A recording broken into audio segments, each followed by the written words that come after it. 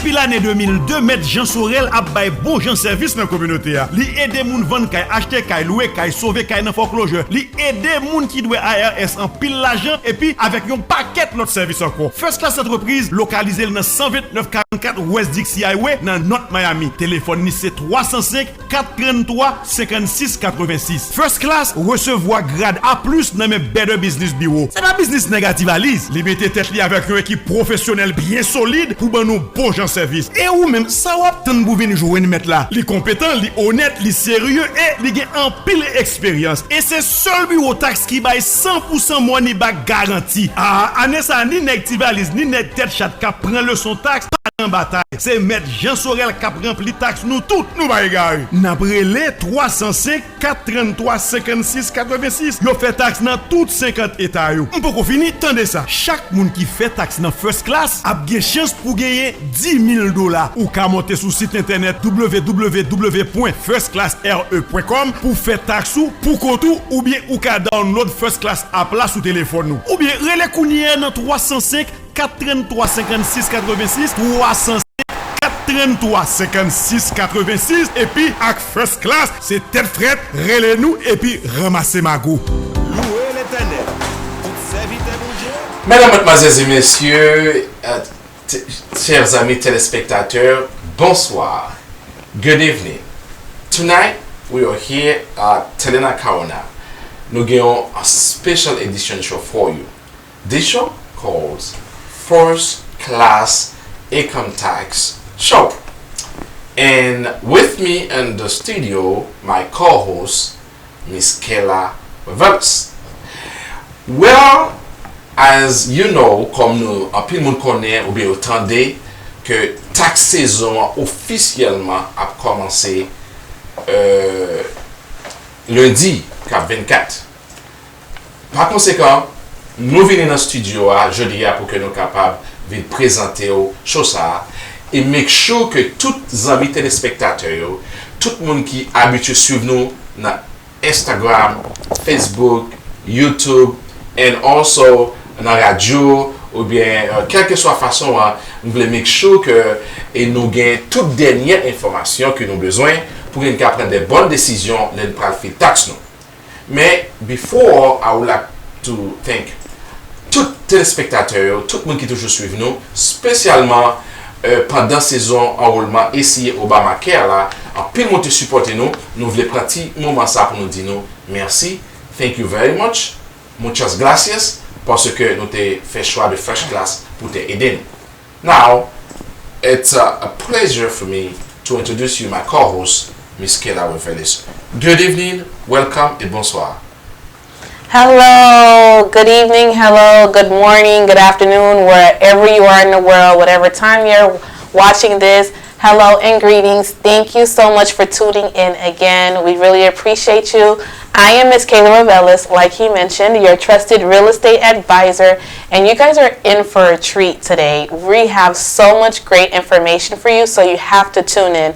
Before we even get things started, first and foremost, we want to say a special thank you to Kirby and his partner for creating a reputable communication channel for the Haitian American and Caribbean community. It's exceptionally well, and the fact that you guys provide great information and we have a lot of people watching.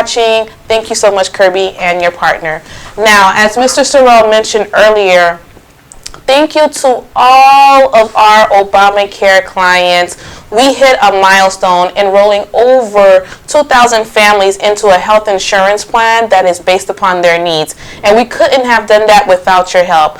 2,000 families, over 5,000 individuals, that's a huge milestone. And that's all because of you. So special thank you. We really appreciate it. But guys, guess what? You have to send those requested documents from the marketplace and make sure you make your payment. If you guys don't do that, they're going to cut it. I know you guys need need your insurance for the entire year. So make sure you send those documents and make sure you make your monthly payment, okay? Make those payments. Now, as Mr. Sorel said, I am the moderator for today. I will be asking him questions, okay? I'm going to ask him some tough questions and some questions so you guys could be better prepared for the tax season, because just like with Obamacare, we're back like we said we would be, and we're ready to serve you. So grab some pen, paper, share this with other people because we have some great information. So Mr. Sorel, as he said, he is a seasoned income tax professional. He's been doing this for about 20 years. He's a IRS, like the IRS knows him by a first name because he files so many taxes, over 1,000 tax on a yearly basis. He has trained staff that is ready to serve you, and every year he does continued education to make sure that he's up to date with the tax codes and the tax laws. So Mr. Sorel, I'm happy to be asking you these questions. First and foremost, I see you're wearing 2 pins. Why, and what does it mean? Well, Kayla, so today, guys, it's a different show because I used to be the moderator and ask Kayla questions or Gotchen or Kirby, but today she's gonna ask me questions. And then I'm ready and préparé pour me capable répondre questions. So for the pin, this one says get your refund fast, ask me how. And also, and you can get refund advance. As you know, tax season began January 24, which is Monday, but for people to file with dependents, they have to wait until mid-January, February, or end of February, or so for some beginning of March. So we know after Christmas, New Year, when you besoin de you besoin de chocho, you get bill pour payer, etc. ou pas arrêter tant. So therefore nous-mêmes nous venons avec programme ça plusieurs années, en pile monde bénéficie de lui, you capable prendre entre $500 jusqu'à $6,000. Ça veut dire refund advance, no interest is free. So ou ka venir dans bureau, nous besoin 30 minutes ou bien 1 heure de temps seulement pour nous capable refund advance là. So therefore en pile monde prend avantage des taxes là, de refund advance là. So ou même qui intéressé ou bien tu as participer, pas de problème, ou capable faire 305 433 56 86 si ou dans Miami ou bien dans Florida, mais sous out of state tant qu'on dans l'autre état yo, ou capable faire 1-800 731 64 parce que nous couvrons toutes ces 50 états, Virgin Islands et aussi l'autre territoire tant que Mexique, Canada and Mexico, Puerto Rico and Canada and Virgin Islands. So c'est ça. Pour What about that pen? Yes. This pen is from the software company we use called TaxWise. Okay. So in order for you to wear this pin, you need to prepare at least 1,000.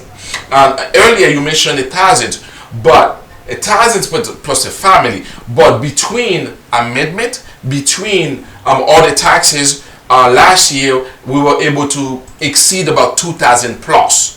And our goal this year is to reach 5,000 plus, because we have more tax preparers, we have more professional, we have more people qui prêt. And then as a number 1 tax preparer in Florida, and then I am excited, I'm ready and fired up and well prepared to serve the community and throughout the United States of America. Okay, great. So basically you told us that the tax season begins January 24th, next week Monday, January 24th. It ends April 18th. And you did tell us why you're wearing those pins. The office does provide cash advance, $500 to $6,000. Call us at 305-433-5686. That's great to know. Now tell us, how do we prepare for taxes? And once we're ready to file our taxes, is it best to file electronically or is it best to file a paper file? And what is the difference? Well, Kayla, this is a $1 million question, or maybe I say $1 billion question, or $1 trillion question.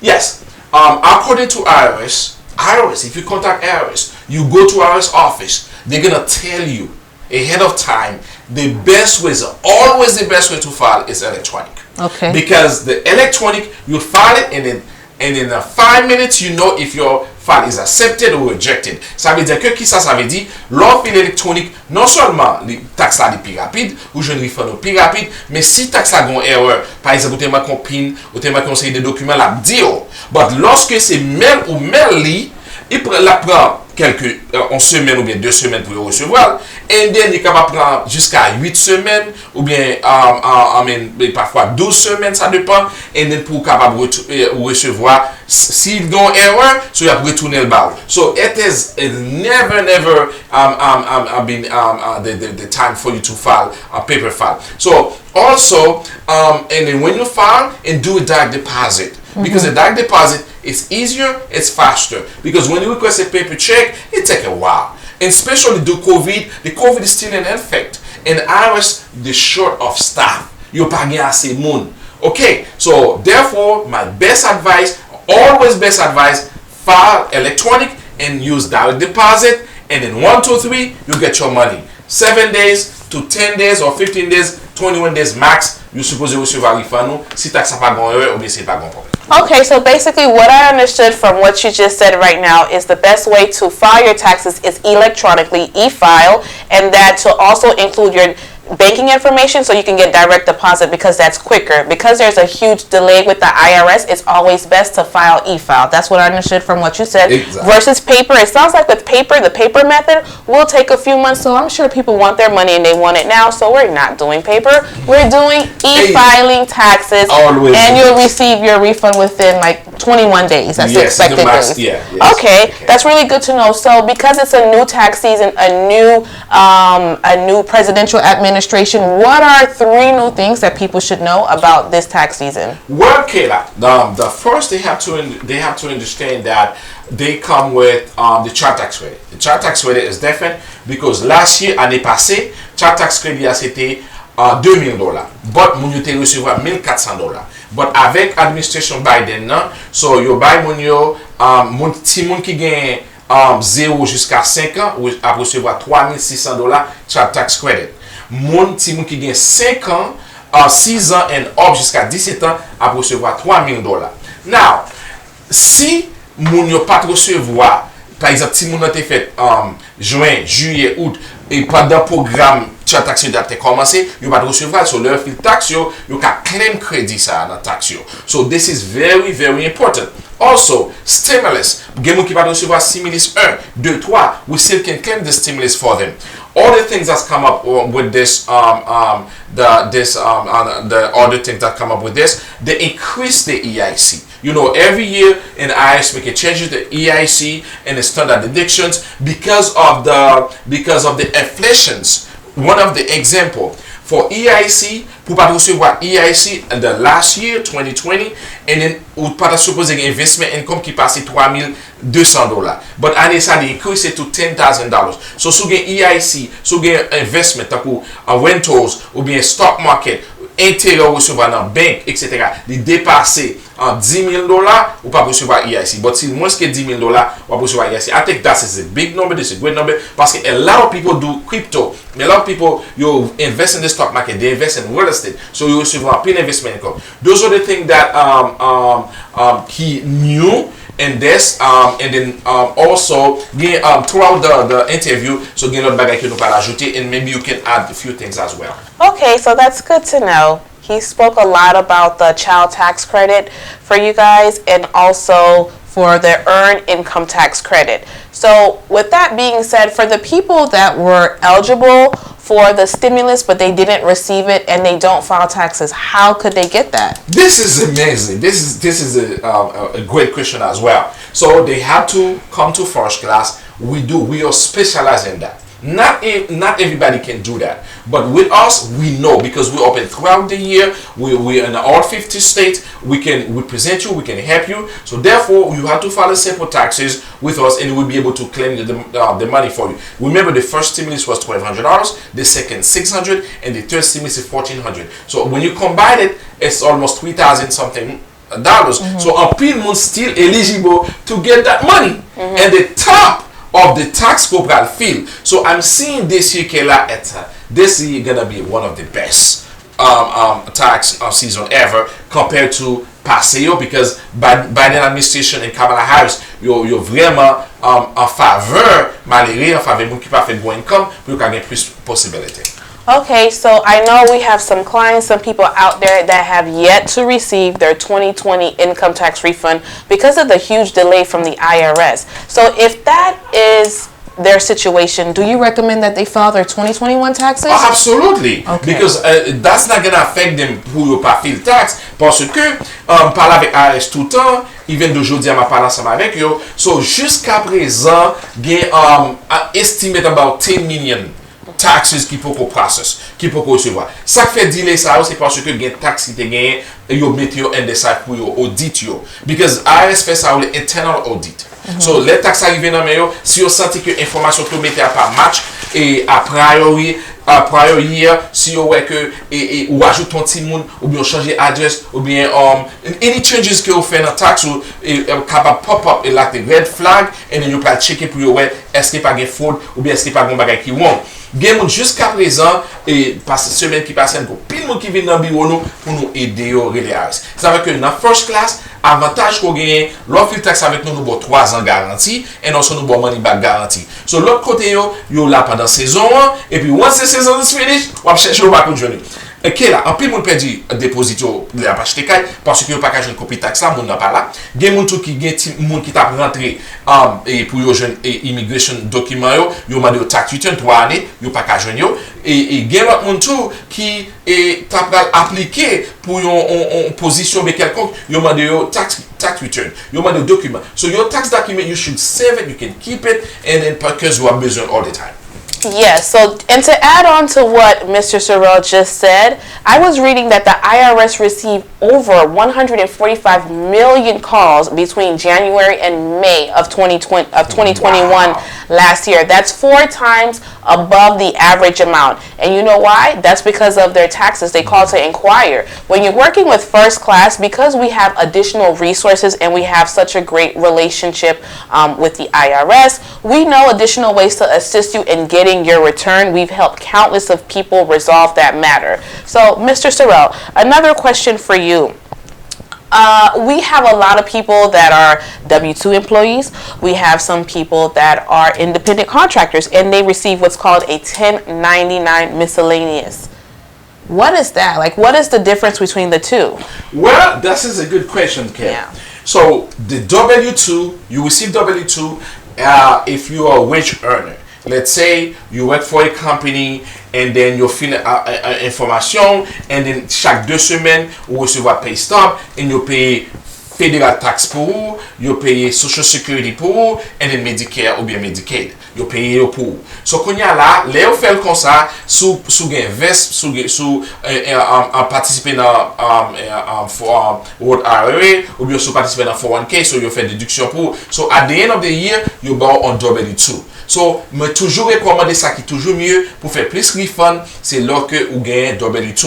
Vous gagnez de self-employed travail tout et pour décider buy tout W2. Ou bien vous gagnez de buy aux amis, aux parents, aux petits, aux familles W2. So, pas de problème parce que ça taxe à toujours payer. Mais lorsque c'est self-employé, nous toujours recommander que moun yo paye ça les estimated taxes. Let's say vous travaillez pour 75,000. $75,000 pour année. Et then, ou pas jamais voir $1. Les taxes saison arrivées, vous faites avec 3 timons. Ou espérez vous faire même refund avec un monde qui a 3 timons, qui travaille pour $30,000, qui paye federal tax, and then qui paye social security, qui paye tout le bagage, et ou même qui s'est employé, qui travaille pour $75,000, et puis vous espérez vous faire même comme. Il y a un bagage qu'on dit, qu'on dit, c'est là où on dit, oh, année ça travaille pour plus comme oui. 2 fois là avec comme que je travaille dans le passé. So, le système ARS a ça relé income limits. So, sous dépasser limit income que vous demandez, et then qui ça peut arriver, ou pas recevoir une quantité EIC que vous supposez recevoir. Et vous n'avez pas même recevoir education credit là, ou vous n'avez pas même recevoir child tax credit là, depend of the bracket, yeah. And then also depends of the income limit. Example, we come up about example rapide. IRS demande si vous va faire avec indépendant ou pas supposé travailler plus que $42,158. Si vous travaillez plus que $42,158 ou pas recevoir EIC. You're not going to get EIC even ou file avec un dépendant. Si vous travaillez sur des dépendants, vous travaillez plus que 47 915 dollars, ou pas recevoir EIC qui c'est 5 990 dollars pour 2 timoun et pour un timoun 3 618 dollars. L'autre bagage encore, vous devez faire avec 3 timoun, mais si vous travaillez plus que 51 464 dollars ou sur 5 gros head of household ou pas pour recevoir EIC. So ça veut que dans sens ça gagne income limit. Gagne ça ou threshold and then gagne ça ou phase out et crédit à phase out et vous gagne va réduire la donne. C'est même genre le tabac stimulus 1 2 3. So on dit que si vous travaillez plus que 75 000 dollars, vous pas participer dans stimulus. So si vous marié ou travaillez plus que 99 000 dollars, vous pas recevoir stimulus. So therefore it's the same thing. Vous toujours basé sur ça ou income limit and then also bracket. So, c'est très important, mesdames et messieurs, pour venir jouer nos taxes professionnelles. Non seulement, moi, c'est un professeur, moi, j'ai expérience de carrière et je peux les représentations. Si, par exemple, tu as un problème ou difficulté, et nous sommes capables d'aider. Surtout, il y a des gens qui connaissent, qui font le taxe, ils ne vont jamais recevoir l'argent. Tu as support pour la cobio. Nous sommes dans la pandémie. So, nous avons écrit ARS, nous avons parlé avec ARS pour make sure que soit réduit. Nous pas dit qu'il ne faut payer tu as support, mais nous avons demandé pour réduire. Par exemple, pas perdre du job ou pas toucher même comme encore il pas gagner jouer dans travail etc. So tout bagage ça yo en ligne de compte ça veut que first class income tax services et reputable company et plus by the business bureau 5-star dans Google and then we are the best to choose parce que non seulement nous avons bonne représentation nous avons garantie téléphone nous c'est 305 433 56 86 toll free 1-800 731 64 92. Also nous avons beautiful website www.firstclassre.com. Vous pouvez checker nous. And also, throughout the season, nous toujours venir avec belle information pour nous. Wow, so Mr. Sorel, you just said a mouthful. That was a lot of information. So basically, what I understand is if you are a W-2 employee, you pay wages and you pay taxes, federal taxes. And if you receive a 1099, you're an independent contractor, and that means that no taxes were withheld from your paycheck. So, because First Class provide a variety of services, not only tax services, but also tax planning. And you did mention that clients can come to First Class and make their quarterly payments. So, First Class does assist with that, just to ensure.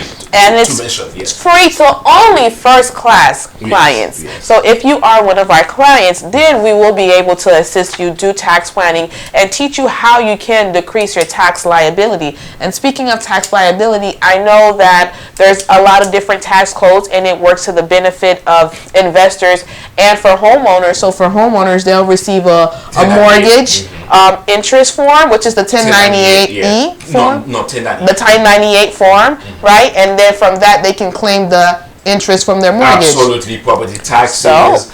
So it's very important. And also, if they own rental properties, so we do Schedule E for them, and then all the deduction, insurance, whatever they do, they will be able. One of the things I want to add, folks, listen to this. Tele Anacaona, on social media, Facebook, YouTube, Instagram, whatever you listen to this around the world. This is my best advice, the greatest advice I gave it to you tonight. Si vous avez investment property, ou avez car, ou avez duplex, ou avez single family, de pour collecter rent, même si il n'y a pas jamais pas jamais checker. Si on les vient find out, ou avez 2 3 4 car, ou avez 2 3 investment property, ou pas jamais payer taxe pour yo, ou pas jamais reporter your income, is gonna be in trouble. You're gonna be in trouble. One of the things also, gen moun tou Kayla qui gen duplex ou bien ou gen unit et puis vous pas jamais mettre information dans taxe. Now vous besoin faire un refinance. Guess what? You have to do an amendment parce que vous pas compter income nan ou sous dou gen 2 duplex 3 duplex et taxe ou pas jamais gon schedule il a donne. Okay, so now it's a problem. So moi je n'ai un paquet de problèmes comme ça. C'est ça que m'a encouragé communauté à là où vient dans first class ou joindre the quality, the best service, and we prepare an accurate tax for you, the guarantee, and you don't have to worry. C'est après que l'a dit, c'est la peine en tête, la peine en ventre, la peine en esprit, la peine en poche, la peine à tous côtés, so you don't have to worry about that. And then also remember, you get cash advance, so l'on vient faire taxe ou, même quand on vient faire taxe là, so besoin $500 jusqu'à $6,000, n'a bon comme là immédiatement même côté pour payer bilou, et then après, ou à take care. Yeah, so here at First Class, like Mr. Sorel said, the taxes, when you're filing your taxes, it really does benefit a lot of real estate investors. So it's very important for your rental properties, whether it's a multifamily or whether it's your second home or your first home that you are renting out because you have another property. Always make sure to include that in your taxes. We also make sure that we depreciate that asset, and like Mr. Sorel said, write down all of the expenses that you had just to maintain that rental property. It's very important, guys. You have to think about your future. Like Mr. Sorel said, if you have, like, let's say a duplex and you want to pull the equity out, you're going to have to show your taxes for the previous year in order to do that. And if you didn't claim those rents, it's going to be a problem. You're going to have to do an amendment, which delays the process. So, guys, make sure you do things properly and accordingly. When you come to first class, we do a consultation with you just to assess where you are and how to better serve you. If you have rental properties, we know how to depreciate it and write off all of your expenses. And one thing I want to mention too, Anpil moun pa get a big trouble la de sa. Moun yo nan crypto, yo pa konnen comment pour faire. Yo nan mutual fund, et yo fait NBNB, yo fait different investment. Depuis moun entende investment, il t'a don bagay di d'apre la dan. Do. But, et pas un problème. Sou gen comme nan savings ou c'est des bagay. So, ARS, c'est ça y a cherché. Il a cherché tout petit erreur qu'on fait, tout income qu'on pas reporter. Pas bien que même si tu travailles 11 jours en côté, ou tu es monté nanina, ou bien ou tu as assurance santé Obamacare, ou faut reporter. Also, ou tu as marketplace, même si c'était pour un jour, ou tu as Obamacare, faut reporter. Ou bien, ou tu pour recevoir interest, income de banque, et $10 ou plus, faut reporter. Le pas reporter, le cas audit tout, et you can end up paying paquet l'argent. Folks, this is amazing. You have to understand that. This show, this interview, this presentation, nous carré les tapons workshop, nous carré les webinar, nous carré les telebinar, whatever name. So this is important, folks, parce que otherwise you're gonna head up in big trouble. Parce que moi même c'est pour de quantité phone call que moi recevoir. Pas femme pas dormir dans nuit, les gens recevoir un bill $150,000. Bon client qui recevoir un bill $150,000. Can you imagine $150,000 you have to pay us back? So I have to go back and file with IRS, go to the office, write letters, and here and there. So, nous pas besoin de tout bagay ça yo. So, first class, income tax services, we are here for you, and then we'll prepare you the best service. Pas oublier 305 433 56 86. It sounds like with filing taxes, you have to make sure you have all your documents in place, guys. So when you're preparing for this tax season, make sure you gather all your tax-related forms, every single thing. Like Mr. Sorel said, something that's very important is your 1095A form. That is the health coverage form from the marketplace. Even if you had it for one day or just a few hours, you will be issued a 1095A, and it's very important that you reconcile that tax credit. What that means is just to include it in your taxes so that they can have it on record. If you don't do that, you will never get your refund. It's very, very crucial, and it's very, very important. So all tax forms that you receive, whether it's from trading or if you got from your job, your retirement plans, whatever it is. Your money from 401k, for Roth IRA, for traditional IRA, or ute invest in annuity, whatever investment you may be. And a lot of people, BNB, but for reporter, especially si vous recevez comme dans Section 8, parce que Section 8 reporté directement par le gouvernement. Imagine vous recevez $20,000 rent from Section 8 ou pas reporter, you're gonna be like in a big trouble. Yeah. A big trouble. So it's very important. C'est pas parce que mon ses amis, c'est pasteur, c'est parents, c'est frères, c'est maman, c'est papa. Ah, c'est pas dans bagage ça. So vous devez tout ça, même si c'est président, même si c'est gouverneur, même si c'est mayor, they don't care. You have to pay your taxes, you have to pay your fair share. If you don't do that properly, vous pas un bon monde qui est professionnel, qui est compétent, qui est capable et de tout bon. C'est pas comme il peut le faire, la garder, c'est service que la bawa. Nous-mêmes, we are the best in the business. Okay, and earlier you mentioned tax brackets. So tax brackets, how does that affect people? Like, let's say if someone makes like, I don't know, like $12,000. So there's different tax brackets. Oh yeah, okay, yeah. There's a different tax bracket. And what does that mean though? Bracket it mean our own limit. So gagner environ 1, 2, 3, 4, 5, 6, 7, 8 brackets.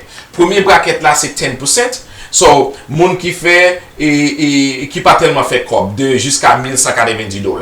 Et si vous faites 19 900 $, eh bien, bracket tout c'est 12%. Si vous faites 81 050 $, bracket tout c'est 22%.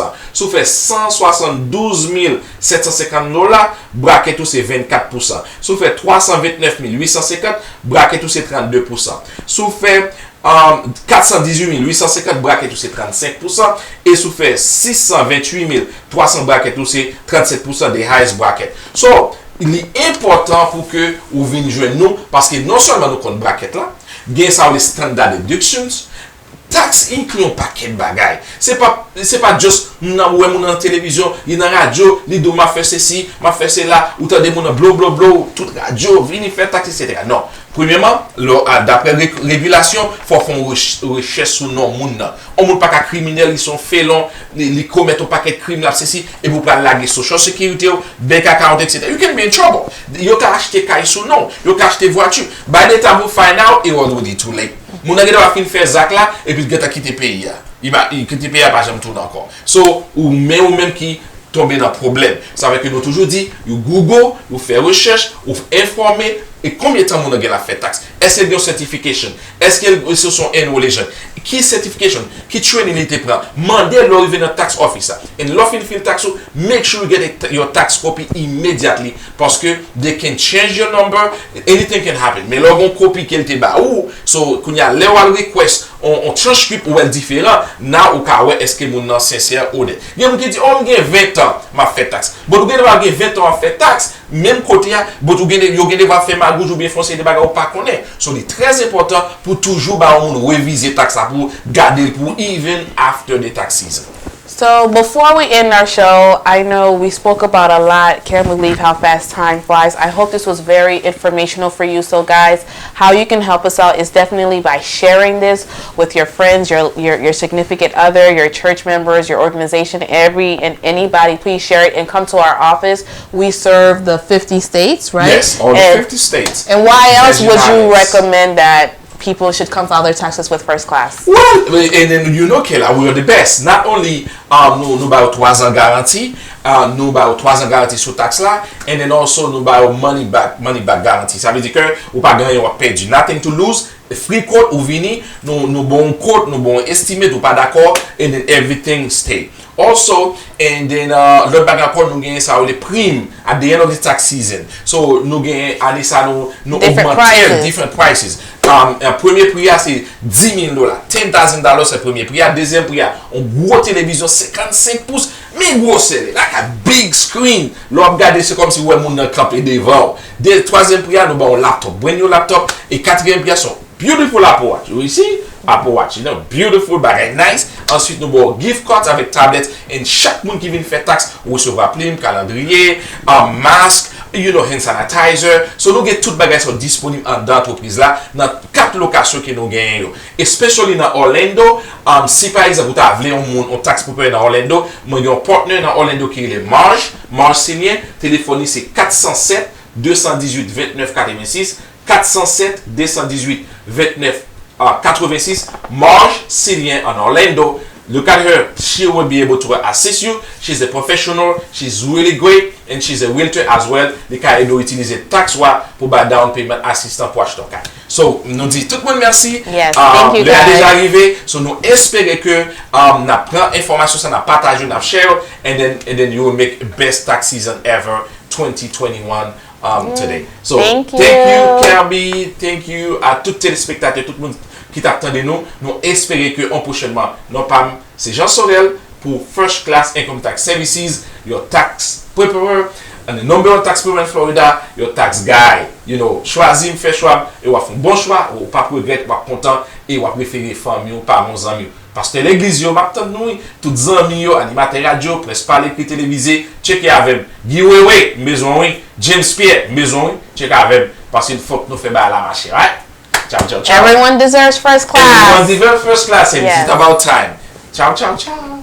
See ya. you. See you. C'est depuis l'année 2002, Maître Jean Sorel a bay bon gens service dans la communauté. Li aide moun vendre kay acheter kay louer kay sauver kay dans foreclosure. Li aide moun qui doit ARS en pile l'argent et puis avec un paquet notre service encore. First Class entreprise localisée dans 12944 West Dixie Highway dans North Miami. Téléphone c'est 305 433 56 86. First Class recevoir grade A+ dans mes Better Business Bureau. C'est pas business négative à lise. Li mette tête li avec une équipe professionnelle bien solide pour ban nous bon gens service. Et ou même ça wap tan pou venir jouer mettre là. Li compétent, li honnête, li sérieux et li gen en pile expérience. Et c'est seul bureau taxe qui baille 100% money back garantie. Ah, année ça ni nèg ti valise ni nèg tête chat ka prend leçon taxe pas nan bataille. C'est Maître Jean Sorel qui rempli taxe nous tout nous ba égaré. N'a brelé 305 433 56 86. Yo fait taxe dans toutes 50 états yo. On peut fini tendez ça. Chaque monde qui fait taxe dans First Class a gen chance pour gagner $10,000 ou ka monter sur site internet www.firstclassre.com pour faire taxe ou pour compte